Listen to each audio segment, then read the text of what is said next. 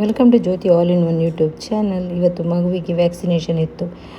1 year ಇದ್ದು 3 injection ಇತ್ತು. ಇವತ್ತು ಏನಂದರೆ ಅವನ ಅಪ್ಪ ಇದ್ದರು. ಯಾವತ್ತೂ ಇಂಜೆಕ್ಷನ್ ಟೈಮಲ್ಲಿ ಸಿಗೋದಿಲ್ಲ ಅವನ ಅಪ್ಪ. ಇವತ್ತು ಅಪ್ಪನೊಟ್ಟಿಗೆ ಕೂತ್ಕೊಂಡಿದ್ದಾನೆ. ಅಪ್ಪನಿಗೆ ಕೂಡ ಹೆದರಿಕೆ ಆಗ್ತಿತ್ತು. ಊರಲ್ಲಿರುವಾಗ ವ್ಯಾಕ್ಸಿನೇಷನ್ ಇತ್ತು, ಆಗ ನನ್ನ ಅಕ್ಕ ಇಟ್ಕೊಂಡಿದ್ಲು. ಹಾಗೆ ನಮಗೇನು ಪ್ರಾಬ್ಲಮ್ ಆಗಿರಲಿಲ್ಲ. ಇವತ್ತು ನಾನು ಇಲ್ಲಿ 2 ಸಲ ಕೊಟ್ಟಿದ್ದೇನೆ. ಇದು 3rd ಟೈಮ್ದು ಇಲ್ಲಿ ಕೊಡೋದು ವ್ಯಾಕ್ಸಿನ್. ಸೊ ಮತ್ತೆಂತಂದರೆ ನಾವು ಅವತ್ತಿನ ನೆಕ್ಸ್ಟ್ ಡೇ ಎಲ್ಲಿಗೆ ಹೋದರೆ ಅಂದರೆ ಮಲ್ಕುನಿಗೆ ಹೋಗಲಿಕ್ಕಿತ್ತು. ಅಲ್ಲಿಂದು ಪಾರ್ಸೆಲ್ ತೊಗೊಂಡು ಬರಲಿಕ್ಕೆ, ಅಂದರೆ ಊರಿಂದ ಒಬ್ಬರು ಬರುವವರಿದ್ದರು. ಅವರಂದರೆ ರಿಟರ್ನ್ ಹೋಗ್ತಿದ್ದಾರೆ, ಎಮರ್ಜೆನ್ಸಿಯಲ್ಲಿ ಬಂದದ್ದು ಇಲ್ಲಿಗೆ. ಅವ್ರ ವೀಸಾ ಎಂಡ್ ಆಗ್ತದಂತ ಬಂದರು ಇಲ್ಲಿಗೆ. ಸೊ ಅವರದ್ದು ಪಾರ್ಸೆಲ್ ತಗೊಂಡು ಬಂದಿದ್ದರು. ಆ್ಯಕ್ಚುಲಿ ಅವ್ರು ತುಂಬ ಮನೇಲಿ ತುಂಬ ಕೊಟ್ಟಿದ್ದು, 5-6 kg ಕೊಟ್ಟಿದ್ದರು. ಎಂತೆಲ್ಲ ಇದ್ರೆ ಎಂಥ ತುಂಬಿಸಿ ಕೊಡ್ತಾರೆ. ಯಾರಾದ್ರು ಬರ್ತಾರೆ ಅಂತ ಹೇಳುವಾಗ ಎಂಥ ತುಂಬಿಸಿ ಕೊಡ್ತಾರೆ. ಫಸ್ಟಿಗೆ ಕೇಳೋದು ಮನೆಯಲ್ಲಿ, ನಿಮಗೆ ಎಷ್ಟು kg ಹೇಳಿದ್ದಾರೆ ಅಂತ ಹೇಳ್ತಾರೆ. ಮತ್ತು ನಾವು ಹೇಳೋದು ಇಷ್ಟು kg ಅಂತ. ಹಾಗೆ ಹೇಳಿ, ನೀವು ಟೆನ್ಷನ್ ಮಾಡಬೇಡಿ, ನಾವೆಲ್ಲ ಹಾಕಿ ಕೊಡ್ತೇವೆ ಅಂತ ಹೇಳ್ತಾರೆ. ಹಾಗೆ ನನಗೆ ತುಂಬ ಬ್ಲೆಸ್ಸಿಂಗ್, ನನಗೆ ಎಂಥ ಅಕ್ಕನವರೆಲ್ಲ ಸಿಕ್ಕಿದ್ದಕ್ಕೆ ತುಂಬ ಖುಷಿ ಆಗ್ತದೆ. ನನ್ನ ಅಣ್ಣನವರಿದ್ದರೂ ಕೂಡ ಅಷ್ಟೇನು ಪ್ರೀತಿ ಮಾಡ್ತಾರೆ ಅಂತ ನಾನು ಹೇಳೋದಿಲ್ಲ, ಬಟ್ ಅಕ್ಕನವರಿದ್ದರಿಂದ ನನಗೆ ತುಂಬ ಖುಷಿ ಆಗ್ತದೆ. ನನ್ನ ಖುಷಿಯೆಲ್ಲ ನಾನು ಅವ್ರ ಹತ್ರ ಶೇರ್ ಮಾಡ್ತಾ ಇರ್ತೀನಿ. ನನಗೆ ಬೆಸ್ಟಿ ಅಂತ ಹೇಳಿದರೆ ನನ್ನ ಅಕ್ಕನವರೇ ತುಂಬ. ಮತ್ತೆಂತಾಯಿತು, ಮತ್ತು ನಾವು ತುಂಬ ಒಂದು 15 ಮಿನಿಟ್ಸ್ ಮಾತಾಡೋದು, ಮತ್ತು ರಿಟರ್ನ್ ಬಂದ್ವಿ. ಆ್ಯಕ್ಚುಲಿ ನನಗೆ ಫೋಟೋ ವೀಡಿಯೋ ಅವರ ತೆಗಲಿಕ್ಕೆ ಆಗಲಿಲ್ಲ, ಸರಿಯಾಗಿಲ್ಲ. ಅವರನ್ನು ನಾವು ಫ್ಯಾಮಿಲಿ ಮ್ಯಾಟರ್ ಮಾತಾಡ್ತಿದ್ವಲ್ಲ, ಹಾಗೆ ಈಚೆಯಿಂದ ನಮ್ಮದು ಕಾರಿಲ್ಲ ಅಂದರೆ ಕಾರ್ ಹೇಳಿದಲ್ಲ ಅವತ್ತೊಂದು ಆ್ಯಕ್ಸಿಡೆಂಟ್ ಆಗಿದೆ, ಅದ್ರದ್ದು ರಿಪೇರಿ ಅದನ್ನು ಸರಿಯಾಗಿ ಮಾಡಲಿಕ್ಕೆ ಎಲ್ಲ ಟೆನ್ಷನ್ ಆಗ್ತಿತ್ತು. ಅದು ಇನ್ನು ರಿಪೇರಿಗೆ ಅಂತ ತುಂಬ ದೂರ ಕೊಟ್ಟಿದ್ದಾರೆ. ನಾನದು ಬೇಡ, ಈಗ ಅಷ್ಟು ದೂರ ಬೇಡ ಅಂತ ಅದನ್ನು ಪುನಃ ರಿಕ್ವೆಸ್ಟ್ ಮಾಡಿ ನಮ್ಮ ಮನೆ ಹತ್ರ ತಗೊಳ್ಳುವ ಅಂತ ಹಾಗೆ ಪ್ಲ್ಯಾನಿಂಗ್. ಏನು ಮಾಡೋದು, ಅದಕ್ಕೆಲ್ಲ ವೆಯ್ಟ್ ಮಾಡಬೇಕು, ತುಂಬ ಟೈಮ್ ವೆಯ್ಟ್ ಮಾಡಬೇಕು. ಈಚೆಯಿಂದ ಆಫೀಸಿಗೆ ಹೋಗ್ಲಿಕ್ಕಿತ್ತು ಹಸ್ಬೆಂಡಿಗೆ. ಹಾಗೆ ಅಂತಿದ್ದು ಬರುವಾಗ ಇಷ್ಟು ಹೊತ್ತಾಯಿತು. ಬರುವಾಗ ಅಮ್ಮ ವಾಮಿಟಿಂಗ್ ಮಾಡಿದರು. ಫಸ್ಟ್ ಟೈಮ್ ಅವ್ರು ಮಾಡೋದು ದುಬೈಯಲ್ಲಿ, ಕಾರಲ್ಲಿ. ಮತ್ತು ಕಾರ ಸೈಡಿಗೆ ಹಾಕಿ ಅದರಲ್ಲಿ ಬಟ್ಟೆಯನ್ನು ತಗೊಂಡಿದ್ದು ಮುಖ ಒರೆಸಲಿಕ್ಕೆ. ಆ ಬಟ್ಟೆಯಲ್ಲೇ ಅವರು ವಾಮಿಟ್ ಮಾಡಿ, ಮತ್ತು ಫ್ರಂಟ್ ಸೀಟಲ್ಲಿ ಕೂತ್ಕೊಂಡು ಮತ್ತೆ ರಿಟರ್ನ್ ಬರುವಾಗ ಒಳ್ಳೇದಾಯಿತು ಅವರಿಗೆ. ನಾನು ಹೇಳಿದೆ ಫ್ರಂಟ್ ಸೀಟಲ್ಲಿ ಕೂತ್ಕೊಂಡ್ರೆ ಸ್ವಲ್ಪ ಒಳ್ಳೇದಾಗ್ತದೆ. ಇವರು ಫ್ರಂಟ್ ಸೀಟ್ ಬೇಡ, ಒಳ್ಳೇದಾಗೋದಿಲ್ಲ ಅಂತ ಹೇಳಿ, ಅಂದರೆ ಬೇರೆಯವರ ಗಾಡಿಯಲ್ಲ, ಬೇಡ ಅಂತ ಹೇಳಿದರು. ಮತ್ತು ಈಗ ಮತ್ತೆ ಕರೆಕ್ಟ್ ಆಯಿತು. ಹೇಗೇನು ಲೈಟ್ ಹೇಗೆ ಉಂಟು ನೋಡಿ. ಇದು ರೆಸಿಡೆನ್ಸಿ ಏರಿಯಾ, ಇದರಲ್ಲೆಲ್ಲ ಆಫೀಸೆಲ್ಲ ಇರ್ತದೆ. ಈ ಬಿಲ್ಡಿಂಗ್ ಹತ್ತಿರ ಎಲ್ಲ ಕೆಳಗೆ ಸೂಪರ್ ಮಾರ್ಕೆಟ್ ಹಾಗೆಲ್ಲ ತುಂಬ ಇರ್ತದೆ. ಲೈಟ್ ನೋಡಲಿಕ್ಕೆ ಖುಷಿಯಾಗಿದೆ. ಇದರಲ್ಲೊಂದು ಪಾರ್ಕಿಂಗ್, ಅದು ಪಾರ್ಕಿಂಗ್ ಏರಿಯಾ ಎಲ್ಲ, ಅದರ ಮೇಲೆ ಫ್ಲ್ಯಾಟ್. ಹಾಗೆ ಮತ್ತು ಸಂಜೆ ಮನೆಗೆ ಬರುವಾಗ ಆಯಿತು, ಒಂದು 7-8 ಗಂಟೆ ಆಯಿತು. ಮತ್ತು ಸಂಜೆ ಮನೆಗೆ ಬಂದು ತಿಂಡಿ ಎಲ್ಲ ಮಾಡಿಟ್ಟು ಹೋಗಿದ್ದೆ. ಅವತ್ತು ನೀರು ದೋಸೆ ಮಾಡಿದರು ಅಮ್ಮ. ನೀರು ದೋಸೆ ಮತ್ತು ಫಿಶ್ ಕರಿ ಇತ್ತು, ಮತ್ತು ಅದನ್ನೇ ತಿಂದದ್ದು ರಾತ್ರಿಗೆ. ಅದನ್ನು ತಿಂದಾದಮೇಲೆ ಅದೇ ತುಂಬ ಸುಸ್ತಾಗಿತ್ತು. ಅಮ್ಮನಿಗೆ ಸುಸ್ತಾಗಿತ್ತು, ನನಗೆ ಕೂಡ ಸುಸ್ತಾಗಿತ್ತು. ಎಲ್ಲ ಸಾಕಾಗಿದ್ರು. ಅವರಪ್ಪ ಊಟ ಮಾಡಿ ಮತ್ತೆ ಮಲಗಿದ್ದು. ಮತ್ತು ಏನಾಯಿತು, ನೆಕ್ಸ್ಟ್ ಡೇ ಪುನಃ ಹಾಸ್ಪಿಟಲಿಗೆ ಆಯಿತು. ಅಂದರೆ ಹಾಸ್ಪಿಟಲ್ಗೆ ಏನಂದರೆ ಅಮ್ಮನಿಗೆ ಹೆಲ್ತ್ ಇಶ್ಯೂ ಬಂತು. ಹೆಲ್ತ್ ಇಶ್ಯೂ ಅಂದರೆ ಕಣ್ಣು ನೋವಾಯಿತು. ಕಣ್ಣು ನೋವಿಗೆ ನಾವು ನಾರ್ಮಲ್ ಡಾಕ್ಟ್ರಲ್ಲಿ ಹೋದ್ವಿ, GP ಹತ್ರ. ಅವರು ಹೇಳಿದರು ನನಗೆ ಆಗೋದಿಲ್ಲ, ಸ್ಪೆಷಲಿಸ್ಟಲ್ಲಿಗೆ ಹೋಗಬೇಕು ಕಣ್ಣಿದ್ದಂತ. ಮತ್ತು ಕಣ್ಣಿದ್ದು ಸ್ಪೆಷಲಿಸ್ಟಲ್ಲಿಗೆ ಹೋದ್ವಿ. ಅಲ್ಲಿ ಹೇಳಿದರು ಕಣ್ಣಿದ್ದು ಸ್ವಲ್ಪ ಪೊರೆ ಬರ್ತದಲ್ಲ, ಅದು ಬಂದಿದೆ. ಹಾಗೆಲ್ಲ BP ಎಲ್ಲ ಚೆಕ್ ಮಾಡಿದರು. ಇನ್ನು ಹೇಳಿದರು ಇನ್ನು ಊರಿಗೆ ಹೋಗಿ ಎಂತಾದರೂ ಮಾಡಬೇಕಾಗ್ತದೆ ಟ್ರೀಟ್ಮೆಂಟ್. ಇನ್ನು ಅದೇ ಇಲ್ಲಿ ಮಾಡಲಿಕ್ಕೆ ಆಗಲಿಕ್ಕಿಲ್ಲ, ಅಂದರೆ ಇನ್ಶೂರೆನ್ಸ್ ಎಲ್ಲ ಇಲ್ಲಲ್ಲ, ತುಂಬ ಕಾಸ್ಟ್ಲಿ ಆಗ್ತದೆ ಕಣ್ಣಿದ್ದು.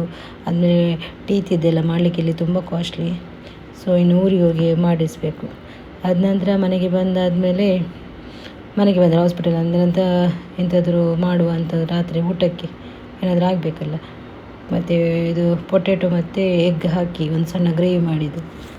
ನಾರ್ಮಲ್, ನಾನು ಇದಕ್ಕೇನು ಮಸಾಲೆನ ಅಷ್ಟು ಹಾಕಲಿಲ್ಲ.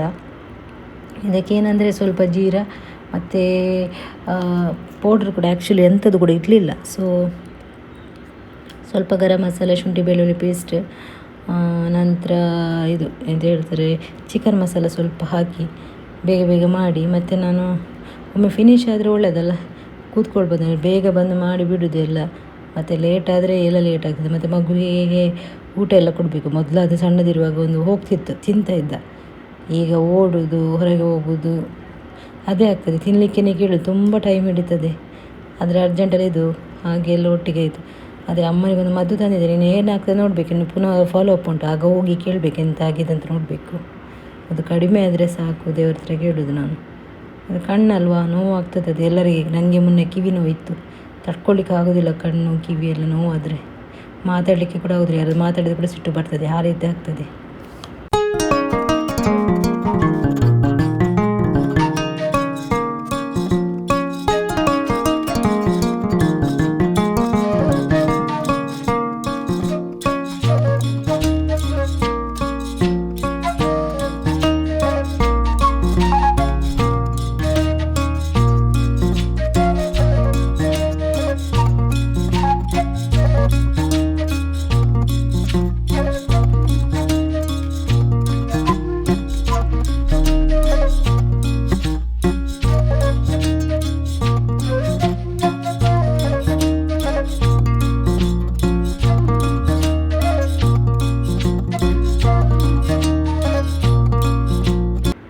ಇದ್ರ ರೆಸಿಪಿ ಯಾರು ಕೂಡ ಮಾಡ್ಬೋದು, ಬಿಗಿನರ್ಸ್ ಕೂಡ ಮಾಡ್ಬೋದು, ಎಂತ ಇಲ್ಲ, ಸ್ವಲ್ಪ ಸ್ವಲ್ಪ ಮಸಾಲೆ ಹಾಕಿದರೆ ಆಯಿತು.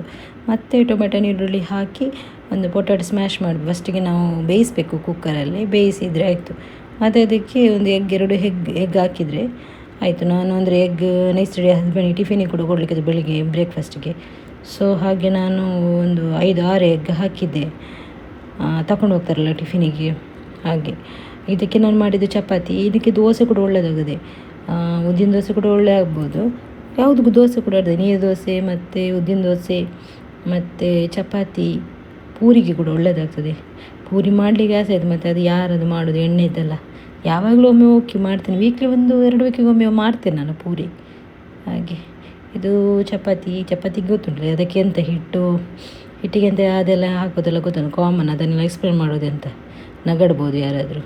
ಚಪಾತಿಯನ್ನು ಕೂಡ ಹೇಳಿಕೊಡ್ತಾಳೆ ಇವಳು ಅಂತ ತುಂಬ ಜನಕ್ಕೆ ಗೊತ್ತಿಲ್ಲ. ಸ್ವಲ್ಪ ನೀರು ಹಾಕಿ ಕಲಿಸ್ಬೇಕು ಹಿಟ್ಟನ್ನು, ಸ್ವಲ್ಪ ಹದ ಎಷ್ಟು ಬರ್ತದೆ ಅಷ್ಟು ನೋಡಿ. ನಾನು ಕೆಲವು ಸಲ ಆಯಿಲಲ್ಲೇ ಫ್ರೈ ಮಾಡ್ತೇನೆ, ಕೆಲವು ಸಲ ಹೀಗೆ ಮಾಡ್ತೇನೆ, ಚಪಾತಿ ಕಾಯಿಸ್ತೇನೆ, ಯಾವುದರಲ್ಲಿ ಒಂದರಲ್ಲಿ ಮಾಡೋದು. ಆಯಿಲ್ ಆದರೆ ಚಪಾತಿ ಇವತ್ತು ಹೀಗೆ ಮಾಡುವಂತಾಯಿತು, ಬೇಗ ಆಗ್ತದೆ. ಮತ್ತು ನನಗೆ ಹೀಗೆ ಮಾಡಿದರೆ ಆ್ಯಕ್ಚುಲಿ ಸಾಫ್ಟ್ ಆಗೋದು ಬೇಗ, ನೋಡಿ ಬೇಕಾದರೆ ನೀವು, ಸಾಫ್ಟ್ ಇರ್ತದೆ ಹೀಗೆ ಕೂಡ ಮಾಡಿದರೆ, ಗಟ್ಟಿ ಆಗೋದಿಲ್ಲ ಸ್ವಲ್ಪ ಹೊತ್ತು ನಂತರ. ಹೀಗೆ ಕೂಡ ಮಾಡಿದರೆ ಒಳ್ಳೆಯದಾಗ್ತದೆ. ಮತ್ತು ಎಂತ ಇಷ್ಟು ಎಲ್ಲ ಮಾಡಿ ಆದಮೇಲೆ ಊಟ ಮಾಡಿ ಬೇಗ ಮಲಗಿದ್ವಿ. ಈಗ ಸುಸ್ತಾಗೋದು ಈ ಸೆಕೆಗೆ ಏನೋ, ಅಯ್ಯೋ ಹೊರಗೆ ಹೋಗಿ ಬಂದಮೇಲೆ ಅದು ಹೇಳ್ತಾರಲ್ಲ, ಅಯ್ಯೋ ಯಾರಿಗೆ ಬೇಕು, ಅಷ್ಟು ಸುಸ್ತಾಗ್ತದೆ. ಈ ವೆದರ್ ಹಾಗೆ ಇರ್ತದೆ. ನಾವು ಎಣಿಸೋದು ಯಾವಾಗಿನ ಅಕ್ಟೋಬರ್ ಸೆಪ್ಟೆಂಬರ್ ಎಲ್ಲ ಬರ್ತದಂತ, ಅಲ್ಲಿ ತನಕ ಒಂದು ಟೆನ್ಷನ್ನೇ. ಮತ್ತೆ ಆದರೆ ಪರವಾಗಿಲ್ಲ. ಮತ್ತು ಏನು ಬೇರೆ ವಿಶೇಷ ಏನಿಲ್ಲ, ಸ್ಮಾಲ್ ಲಾಗ್, ನಂದು ದೊಡ್ಡದು ಲಾಗ್ ಏನು ಮಾಡಲಿಲ್ಲ, ಸಣ್ಣ ಲಾಗ್, ಟೈಮ್ ಸಿಗೋದಿಲ್ಲ ಲಾಗ್ ಎಲ್ಲ ಮಾಡಲಿಕ್ಕೆ ಕೂಡ ಹಾಗೆ. ಓಕೆ, ನಾನು ಈ ಲಾಗನ್ನು ಇಲ್ಲಿಗೆ ಎಂಡ್ ಮಾಡ್ತೇನೆ. ನೆಕ್ಸ್ಟ್ ಒಂದು ಲಾಗಲ್ಲಿ ಸಿಗುವ. ಮತ್ತು ಎಲ್ಲರಿಗೂ, ನನ್ನ ವ್ಯೂವರ್ಸ್ಗೆ, ಸಬ್ಸ್ಕ್ರೈಬರ್ಸ್ಗೆ ಎಲ್ಲರಿಗೂ ಥ್ಯಾಂಕ್ಸ್ ಇಲ್ಲಿಂದನೇ ಹೇಳ್ತಾ, ನಾವು ಇನ್ನೊಂದು ಒಳ್ಳೆ ಲಾಗಲ್ಲಿ ಸಿಗುವ ಅಂತ ಹೇಳ್ತಾ, ಅಲ್ಲಿವರೆಗೆ bye, take care, lots of love, bye, take care.